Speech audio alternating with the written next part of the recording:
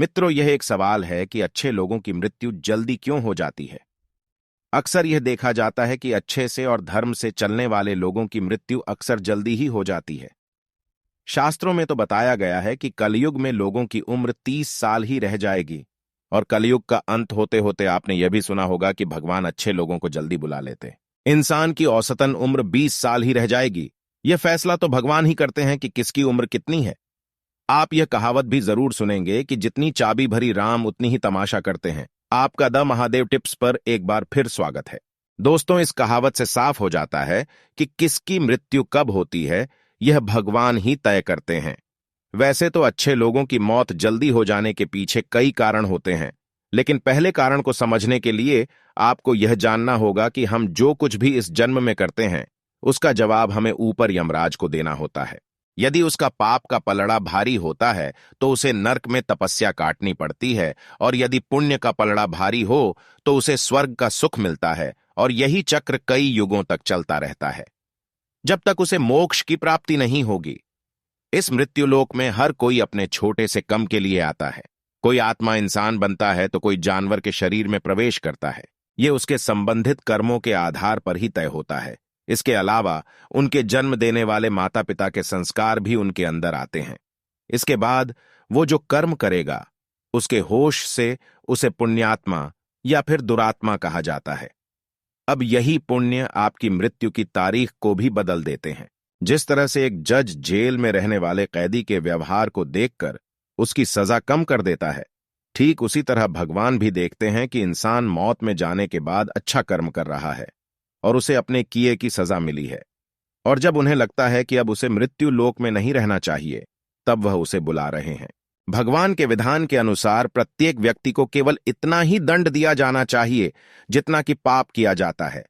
अब क्योंकि अच्छे लोगों के पाप कर्म बुरे लोगों के पाप कर्मों की तुलना में अधिक होते हैं, इसलिए अच्छे लोग अपने पापों का फल जल्दी ही कम लेते हैं। हिंदू धर्म की मान्यता है कि भगवान हर अच्छे व्यक्ति को किसी न किसी उद्देश्य के साथ मृत्युलोक में मान्यता देते हैं, और भगवान का अपना अवतार लक्ष्यों में शामिल होता है। इसीलिए जब वो उद्देश्य जल्दी हो जाते हैं तब भगवान उन्हें वापस बुला लेते हैं। अच्छे लोगों की मौत उनके अच्छे कर्मों पर ही लगातार करती है। इसके अलावा आपको यह भी बताते हैं कि जो लोग ये कहते हैं कि मरने के बाद इंसान खाली हाथ जाता है, उन्हें जान लेना चाहिए कि 3 चीजें ऐसी हैं जो मरने के बाद भी उनके साथ जाती हैं। एक है विशिष्ट कर्म, दूसरा है स्मृति, और तीसरा है जागृत। इसीलिए अब आप किसी से ये मत कहना कि आप खाली हाथ आए थे और खाली हाथ छोड़ देंगे। इसकी वजह है मनुष्य में सत्य एवं असत्य का विवेकी हमारी बुद्धि का होना। लेकिन इस धरती पर हम दुनियादारी के चक्र में कुछ इस तरह फंस जाते हैं कि हमारी बौद्धिक सीमा में ही सिमट कर रह जाती है। हम सब कुछ अंतर्निहित सुखों को ही मानक सब कुछ मानते हैं। यही गलती हम कर जाते हैं, क्योंकि इसके बावजूद कोई भी व्यक्ति यह दावा नहीं करता कि वह पूरी तरह से सुखी है। सच्चाई यह है कि हमें सामान्य मानव जीवन के उद्देश्य का पर्दाफाश करने के लिए निरंतर प्रयास करते रहना चाहिए। यह सच है कि आपके और आपके परिवार के भरण पोषण की जिम्मेदारी हमारी है और हमें इसे हर हाल में निभाना चाहिए। लेकिन क्या आप यह समझ पाते हैं कि आप कितने दिनों तक या कितने सालों तक इस जगत में बने रहते हैं और आपकी मंजिल बन जाती है? तो इन कार्ड के उत्तर में ज्यादातर लोग यही कहते हैं कि पता नहीं, ऐसे लोग बड़े ही अजीब होते हैं। वो यात्रा तो कर रहे हैं, पर यात्रा के संबंध में उन्हें कुछ जानकारी नहीं होती। क्या आपने कभी एकांत में यह सोचा है कि आपका यह मानव जीवन क्यों मिला है?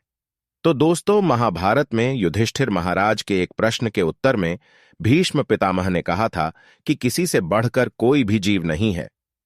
आपको यह जानकर आश्चर्य होगा कि 84 लाख योनियों के बाद हम मनुष्य जीवन से मिलते हैं, और संसार के सभी प्राणियों में मनुष्य ही सबसे श्रेष्ठ है।